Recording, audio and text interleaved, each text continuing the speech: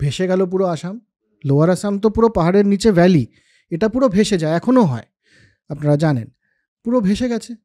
ভেসে যাওয়াতে এবার যারা এসছিল মির্জুমলার সাথে তারা তো সব নর্থ ইন্ডিয়ান লোকজন, সেনা, ঘোড়ায় চড়ে তারা হচ্ছে লড়াই করবে।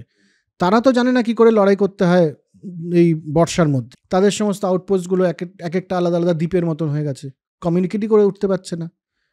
নৌবাহিনীর যতগুলো বোট পেয়েছি, যতগুলো নৌকো পেয়েছি, সেগুলো দিয়ে লড়াই কি করে হবে তো জানে না এরা, কোনো আইডিয়াই নেই। হ্যাঁ, এই সময়ে বারবার আসতে থাকলো আসামের এরা, রাত্রিবেলা করে অ্যাটাক করতো, এক একটা করে আউটপোস্ট দখল। আচ্ছা, এই চলছে, মানে এমন অবস্থা লিখছেন যে বৃষ্টি হয়েছে, এরা কি করবে বুঝতে পারছে না মির্জুমলা বাহিনী, ঘোড়া এবং যার সৈন্যরা এরা কোমর জলে দাঁড়িয়ে আছে সারা রাত, এমন অবস্থা আহোমের এরা অ্যাটাক করছে রাত্রিবেলায়। বাজে অবস্থা, খুবই খারাপ অবস্থা। আর আহোমের এক সেনাপতি ছিলেন বাদুলি ফুকন বলে, বাদুলি ফুকন দুর্দান্ত, মানে তার আন্ডারেই পুরো অ্যাটাকটা হচ্ছে আর কি।